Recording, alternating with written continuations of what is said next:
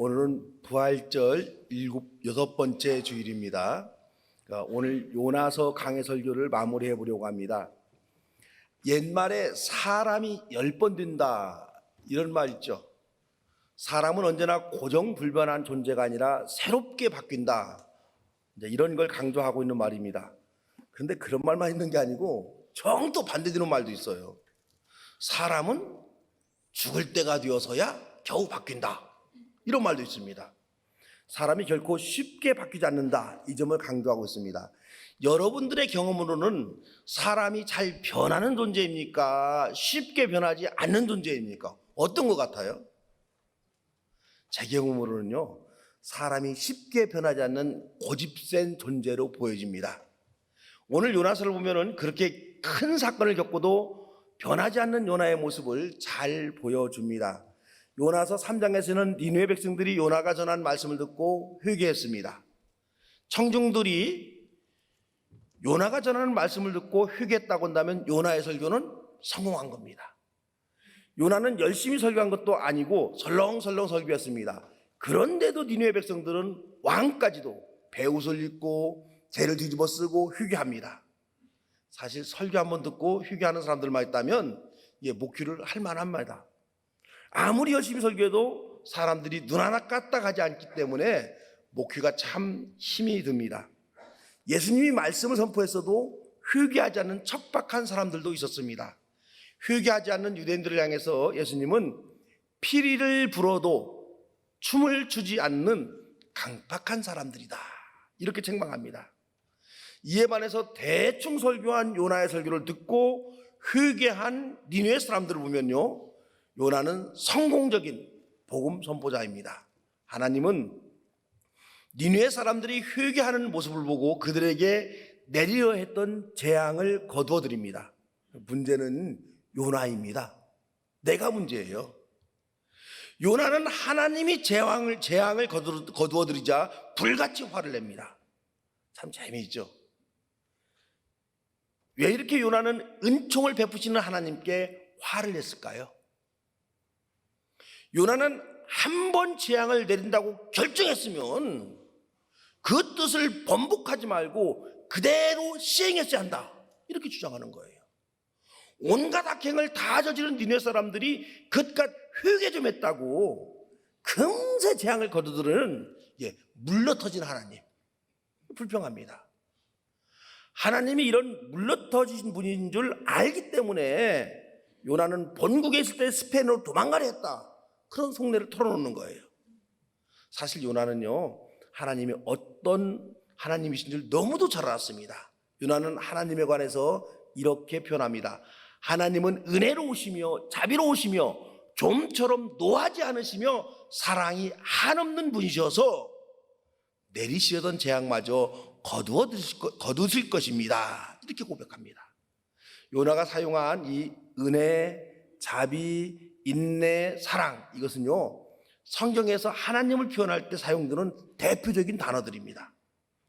이 말은 니느웨 사람들에게 재앙을 거둔 하나님께 불평하면서 한 말이지만은 하나님의 속성을 정확히 말해주고 있습니다. 다만 그는 하나님의 그 크신 주의 은혜를 유대인들에게만 베풀어야 한다, 이렇게 봤던 거예요. 비유대인인 타민족들, 더구나 죄악이 난무한 니느웨 사람들에게는 모질게 심판을 내려야 한다, 이렇게 생각한 겁니다. 요나가 화가 난 것은 왜 비유대인인 니느웨 사람들, 더구나 악행이 넘쳐난 니느웨 사람들에게도 동일한 은혜를 내리시는가, 여기에 있어요. 요나의 눈에는 비유대인들이 당연히 저주의 대상입니다. 이런 주장이 요나의 주장인 동시에 모든 유대인들의 주장이에요. 지금도 유대인들은요, 유대인들은 기독교인들도 포함해서 모든 비유대인들은 하나님의 심판의 대상에 불과할 뿐이다, 이렇게 이스라엘로 주장합니다. 세상에 살다 보면은 자연적인 재앙, 인위적인 재앙 등을 당한 사람들을 주변에서 우리가 많이 봅니다. 우리도 사실 여러분 그런 재앙의 제휴된 존재는 아닙니다. 언제라도 자연적인 재난 혹은 인위적인 재앙에 우리도 노출되어 있습니다. 보통은 이런 재난을 만난 사람들을 보면은 숙연해지고 마음이 아프고 함께 고통을 느낍니다. 그런데 정치적 편견에 사로잡힌 사람들은 이런 재난을 당한 사람들을 보고도 조롱하는 아주 비인간적인 행태를 보이는 경우가 있습니다. 세월호의 사고로 인해서 자식들을 잃고 고통하는 유족들 앞에서 오뎅을 먹으면서 비아냥거리는 그 일베라는 작자들이 있었습니다. 아이들이 물에 잠겨 있으니 오뎅과 같이 물에 잠긴 모습이고, 물에 잠겨 있으니 오뎅과 같이 퉁퉁 불어터졌다는 비아냥으로 오뎅을 유족들 앞에서 먹었습니다. 원래 우리 민족은요, 이런 고약한 심보를 가진 민족이 아니었습니다. 갈등하고 싸우다가도 죽음 앞에서는 모든 것 다 멈추고 용서가 되고 함께 명복을 빌고 함께 울어주는 그런 민족이었습니다. 그런데 이제는요, 불행을 당한 사람이 정치적으로 상대편이라고 그런다면 아무런 접촉이 없었던 사람이라도 조롱하고 멸시합니다. 이게 민주주의, 자유를 잘못 배운 병든 사람들이 이따위 짓거리를 버젓이 해댑니다. 병이 들어도 중병이든 우리 사회의 한 모습입니다. 사실 우리 그리스도인들도요, 여기에 크게 벗어나지 못하고 있습니다. 요나와 같이 편협적이고 독선적인 신앙이 좋은 신앙으로 그렇게 착각하기도 합니다. 우주를 창조하신 창조주 하나님을 기독교만의 하나님으로 여기고 독점합니다. 인류의 구원 계획을 가지고 계신 구원의 하나님을 교인만을 구원하실 하나님으로 이렇게 주장을 합니다. 여러분, 우리 생각 한번 해봅시다. 햇볕이 교회에만 비치면 얼마나 좋을까요? 비가 교회에 다니는 사람의 노래만 내려면 여러분 얼마나 좋을까요? 교회에 오는 사람들에게만 호흡할 수 있는 공기를 주시면 온 도시가 쉽게 성시화되고 민족복음화가 쉽게 이루어질 겁니다. 그런데 성경은 분명하게 기록되어 있습니다. 하나님이 세상을 이처럼 사랑하사 독생자를 주셨으니. 하나님이 어때요? 교회만을 사랑하사 독생자를 주신 게 아니라 하나님이 세상을 사랑하사 독생자를 주셨으니. 여러분, 하나님은 교회만을 사랑하시는 분이 아니십니다. 교회를 포함해서 이 세상을 사랑하시는 하나님이심을 우리는 받아들일 수 있어야 됩니다. 그리스도인들은 타인의 재난과 재앙에 함께 아파하는 사람이어야 되고, 그리스도인들은 타인의 성공을 함께 축하해주고 기뻐해주는 그런 사람이어야 됩니다. 이렇게 화가 잔뜩 난 요나는 하나님께 기가 막힌 요구를 합니다. 주님, 이제 제발 내 목숨을 나에게서 거두어 주십시오. 이렇게 살아니 차라리 죽는 것이 낫겠습니다. 요나가 여러분 너무 나갔죠? 아빠가 좀 혼냈다고 해서 아빠 차라리 저를 죽여주세요. 왜 나를 낳았어요? 이렇게 말하는 요즘에 그 중2병 걸린 이런 철딱선이 아이와 비슷합니다. 하나님이 생명의 주인입니다. 그런데 하나님에게 자신의 생명을 거둬달라 요청합니다. 기가 막힐 일 아니에요. 하나님이 아주 곤혹스러워졌습니다. 살고 싶어하는 사람이어야 하나님도 무섭고 매도 무섭고 책짓도 무섭습니다. 그런데 요나는 죽여주세요 그러는 거예요. 죽겠다고 나섭니다. 그러니 겁나는 게 아무것도 없는 거죠. 독선적인 신앙에 빠진 종교인들은요, 하나님도 무서워하지 않습니다. 인류 역사 속에서 종교 전쟁이라는 사건들이 많이 있어 왔습니다. 기독교가 먼저 들어가서 복음화되었던 유럽에서는 이 가톨릭과 개신교가 무섭게 싸운 역사를 가지고 있습니다. 가톨릭 신도들이 정권을 잡으면 개신교인들을 악랄하게 죽입니다. 그냥 죽이는 게 아니에요. 아주 악랄하게 죽였어요. 마찬가지로 개신교 구조들이 정권을 잡으면 가톨릭 신도들을 비참하게 죽입니다. 처참하게 죽입니다. 동일한 예수님을 믿는데도 자신들과 같은 방식으로 예수를 믿지 않는다고 천하보다 귀한 생명을 예수의 이름으로 파괴해버린 그런 역사가 있어요. 이런 잔혹한 광기가 편협된 신앙인들에게 번뜩이고 있습니다. 신앙은 어떤 경우라도 인간의 생명을 살리고 아무리 작은 자의 생명이라도 천하보다 귀하게 여기는 것, 이게 여러분 신앙입니다. 그런데 편협된 신앙에 사로잡힌 신앙인들은 자신이 심판자가 되어버립니다. 자기처럼 믿지 않는 신도들을 무섭게 저주합니다. 이런 사람들이 하나님을 무서워하지 않는 사람들, 생명, 인권을 존중하지 않는 사람이 하나님께 대항하는 사람입니다. 어떤 이유에서라도 인간의 생명을 저주하고 파괴하는 행위는 이건 악마의 행위입니다. 우리 사회에 자살이라는 무서운 병리 현상이 있습니다. 참 이런 소식을 들으면 마음이 아프죠. 근데 우리 사회가 이런 자살률 1위 사회예요. 생활고에 시달린 사람들이 자살을 시도하고, 삶에 실패한 사람들이 자살을 시도하고, 외롭고 고독한 사람들이 자살을 시도하기도 합니다. 우리 그리스도인은 꼭 기억하세요. 우리 목숨이라고 해서 우리 것이 아닙니다. 우리 멋대로 우리 생명을 하찮게 여기서는 여러분 안 됩니다. 우리 생명의 주인은 하나님이십니다. 우리 생명을 우리 멋대로 하겠다는 사람은 하나님을 모독하는 사람이고 하나님께 대항하는 사람입니다. 저와 여러분의 생명은 주님께서 부모님을 통해서 주신 최고의 선물입니다. 삶이 어렵고 힘들다고 해서 절대로 우리 생명을 포기하려 해서는 안 됩니다. 살아있는 사람에게는 하나님께서 피할 길을 주십니다. 찾고 구하고 두드리면 살아갈 길이 보입니다. 피할 길이 보입니다.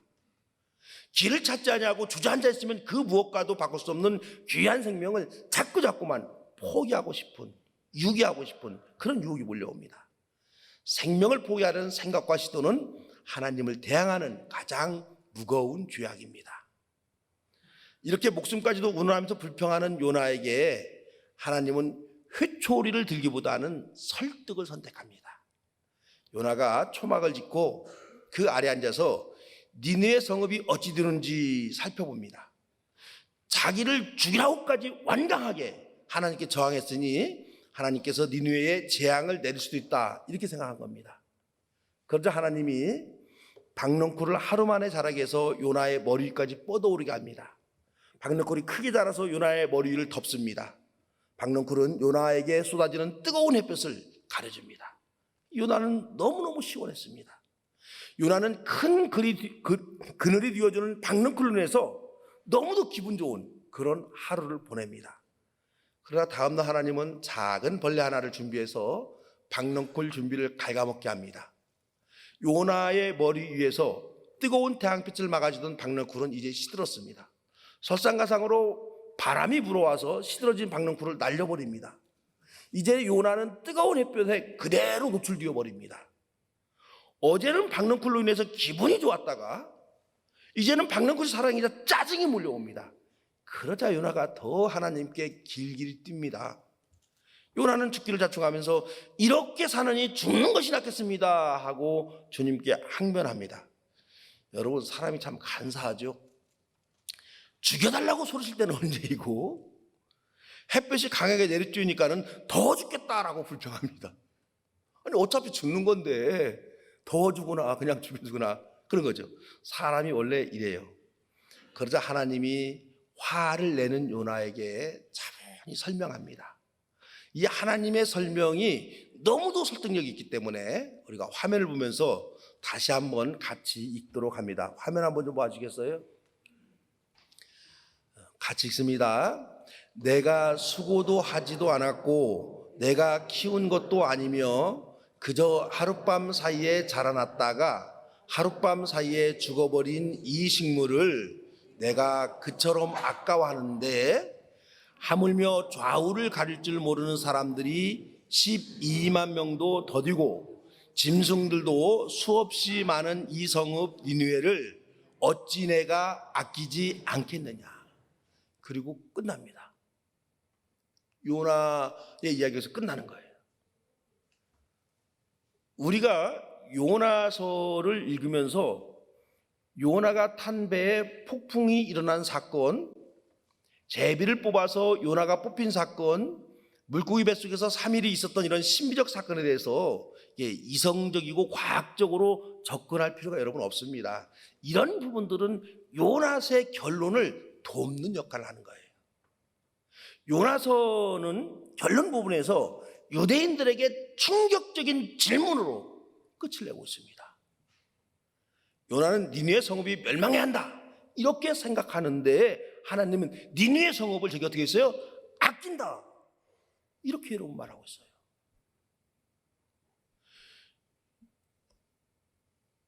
요나는 니느웨를 미워하지만은요, 니느웨도 하나님으로부터 나왔습니다. 그곳에도 수없이 많은 사람들이 살고 있고 좌우를 가릴 줄 모르는 유아들도 12만 명이 넘게 살고 있습니다. 이 12만 명은 문자 그대로의 숫자가 아니라 12라는 완전수와 만자 아주 많이 있다라고 할 때 유대인들은 천천만만 그렇게 표현한다고 그랬죠. 이게 합해져서 헤아릴 수 없이 많은 수를 상징하는 겁니다. 모든 생명의 근원이 되시는 주님께서 니느웨 백성들을 아낄 수밖에 없습니다.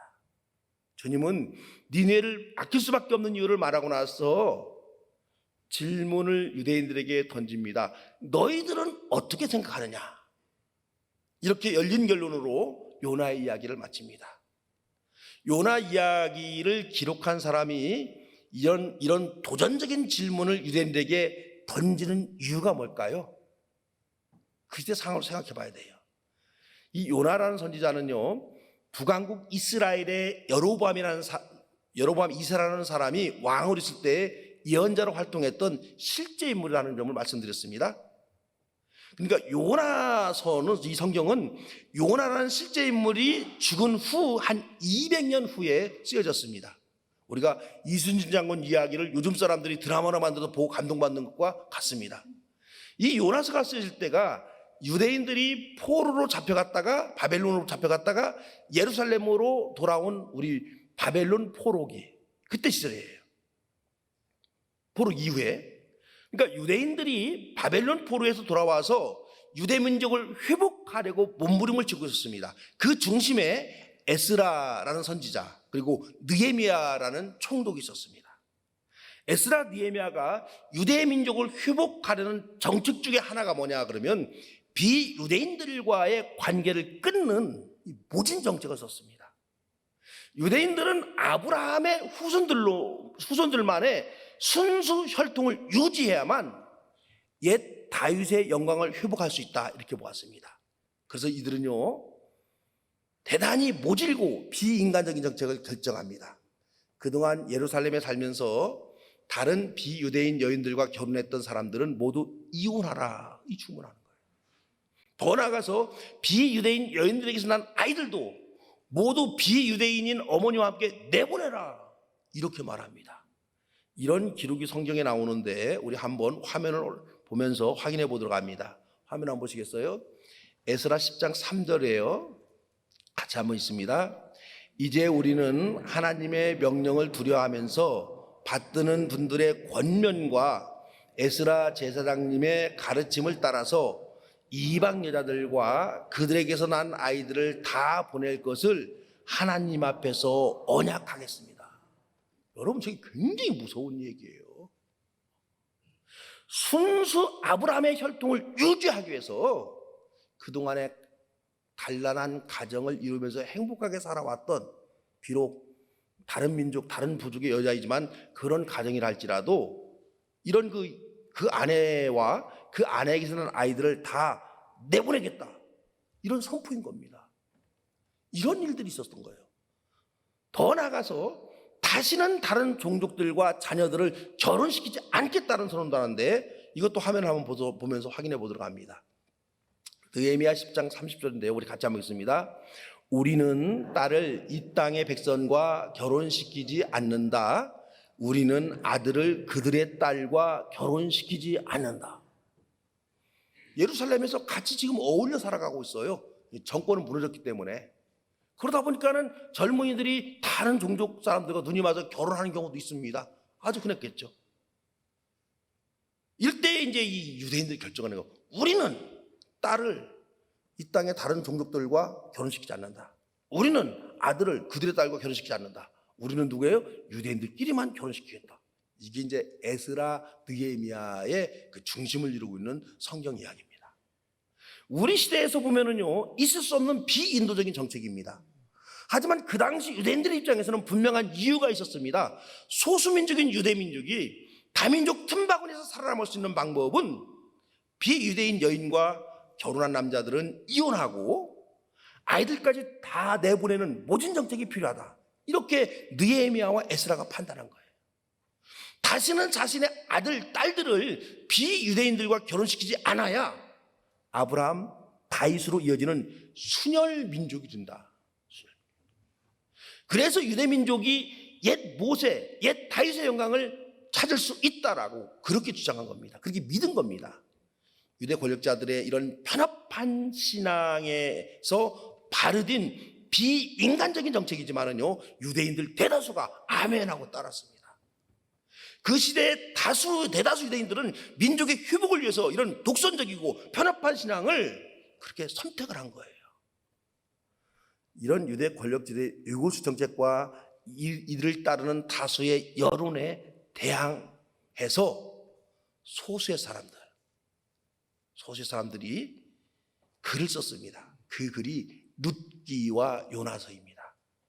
이 때문에 룻기와 요나서를 우리 신학계에서는 저항문학이다 이렇게 표현하기도 합니다. 룻기는요, 여러 가지 얘기가 많이 있지만은 요약은 이런 거예요. 다윗의 할머니가 비유대인인 룻이었습니다. 그걸 강조하고 있는 거예요. 당신들이 그렇게 다윗의 영광을 재현하자고 그러는데 그 다윗의 할머니가 누구냐면 룻이라는 이방 여인이었습니다. 그게 룻기의 주장이고 결론입니다. 이번에 우리가 살펴본 요나서는요, 비유대인과 단절을 요구하는 에스라, 느헤미야 등 유대 권력자들을 향해서 대단히 깊이 있는 질문을 던지고 있습니다. 모든 생명의 주인은 하나님이십니다. 하나님이 유대인뿐만 아니라 모든 생명을 창조하셨습니다. 하나님은 온 인류의 구원을 계획하고 계십니다. 그런데 요나와 같이 편협된 신앙으로 비유대인이라고 해서 저주하고 멸망의 대상으로만 보고 이들과 관계를 끊어버리고 심지어 이미 결혼해서 가정을 이루고 있는 화목한 가정조차도 갈라서라고 하는 이 정책이 하나님의 눈으로 볼 때 정당한 겁니까? 이런 질문으로 이렇게 요나서를 마치고 있는 겁니다. 참 대단하죠? 이 질문은요, 유대인들에게만 주어지는 충격적 질문이 아닙니다. 오늘날 우리 그리스도인들에게도 주어지는 대단히 날카로운 질문입니다. 그리스도인인 여러분들은 어떻게 생각하십니까? 우리가 그걸 읽으셔야 돼요. 요나서 끝나고 나서. 이 땅에 존재하는 모든 생명은 창조주 하나님의 소유입니다. 하나님은 백인, 흑인, 황인종 할 것 없이 귀중한 생명의 주인이십니다. 그런데 흑인이라고 해서 황인종이라고 해서 차별해도 되고 그들의 생명을 무차별 학살해도 된다고 생각하느냐 하고 힘을 가진 백인 그리스도인들에게 묻는 질문입니다. 이때는 이 양반들이 요나서 책을 잘 안 읽었을 거예요. 이 질문은 오늘날 우리 한국 그리스도인들에게도 던지는 질문이기도 합니다. 우리 한국 교회는 대부분 이제 근본주의 신학을 가진 선교사들이 오셔서 복음을 전했습니다. 근본주의 신학의 특징은 문자 그대로 예수 믿어야 구원 얻는다고 믿는 보수적인 진앙, 좀 심하게 말하면 편견에 사로잡힌 신학입니다. 이런 근본주의 신학을 토대로 신앙이 형성된 우리들에게 요나서가 질문하는 거예요. 복음이 전파되기 전에 돌아가신 우리의 많은 선조들이 모두 다 예수의 이름을 부르지 아니했다고 해서 하나님이 멸망시켜야 한다고 보는가요? 이런 그런 질문입니다. 또 한번 넓혀봅시다. 다종교 사회인 한국 사회에서 교회에 다니지 않는다고 모두가 지옥불에 들어갈 것이라고 정죄하고 저주하는 것이 옳은 믿음인가요? 하는 그런 질문입니다. 예수 믿지 않기 때문에 여전히 유감스럽지만 믿지 않는 사람들을 심판의 대상이 아니라 사랑의 대상으로 봐야 됩니다. 하나님을 섬기지 않는 사람들을 보면 화는 좀 나지만은 그들에게도 나와 동일한 은혜를 내려달라, 이 기도해야 그게 예수의 마음을 가진 사람입니다. 구원의 백성으로 선택된 우리들이 선택받지 못한 저들에게 멸망의 심판이 임해한다고 말하면 우리 하나님은 대단히 슬퍼하십니다. 왜냐하면 하나님은 저들의 생명도 사랑하고 아끼시고 저들 생명의 근원이기 때문입니다. 가족과 친구들 가운데 예수 믿지 않는다는 이유로 관계가 파괴되도록 그렇게 우리가 만들어서는 여러분 안 됩니다.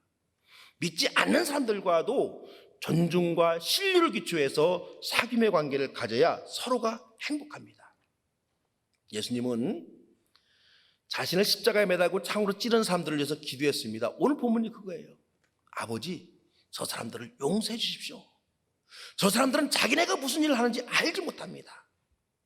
예수님을 십자가에 못 박고 예수님을 조롱하는 행위는 하나님에 대한 직접적인 도전이고 대항입니다. 용서받을 수 없는 악행을 저지르는 그런 자들조차도 예수님은 주님의 은총이 임하게 해달라 기도합니다. 이런 예수님의 인격을 그대로 이어받은 제자 스데반도 자신을 돌로 쳐서 죽이는 그 사람들을 위해서 기도합니다. 주님, 이 죄를 저들에게 돌리지 말아 주십시오. 저와 여러분의 간절한 바람은 예수 믿지 않는 자들에게도 우리와 동일한 은혜를 내려주세요 하는 바람이고 기도여야 됩니다. 우리 기준에서 벗어나는 저들일지라도 심판은 하나님께 맡기고 우리는 하나님께 저들조차도 구원해달라, 그렇게 우리가 기도하고 소원해야 됩니다. 하나님의 사랑은요, 우리의 이성과 우리의 신학과 우리의 감정을 훨씬 뛰어넘는 헤아릴 수 없이 큰 사랑입니다. 헤아릴 수 없는 하나님의 크신 사랑으로 인해서 우리도 구원의 은총을 얻은 것뿐이에요. 우리가 뭐 대단해서 구원의 은총을 얻는 게 아니라 헤아릴 수 없는 주님의 그 크신 사랑이 나와 다른 생각을 가진 사람들, 나와 다른 지역에 사는 사람들, 나와 다른 한 인생을 살고 있는 그런 자들에게도 임하도록 우리가 바라고 기도하고 소원하면서 그렇게 살아가시기를 주의 이름으로 축원합니다. 사랑의 주님, 예수 믿는 저희들이 우리 주님을 독차지하고 있는 건 아닌지 우리 믿음을 살펴봅니다. 모든 생명의 근원이신 하나님을 우리가 찬미하면서 그 하나님의 뜻에 순응할 수 있는 강림의 모든 가족들 되게 하여 주시옵소서. 예수님의 이름으로 기도합니다.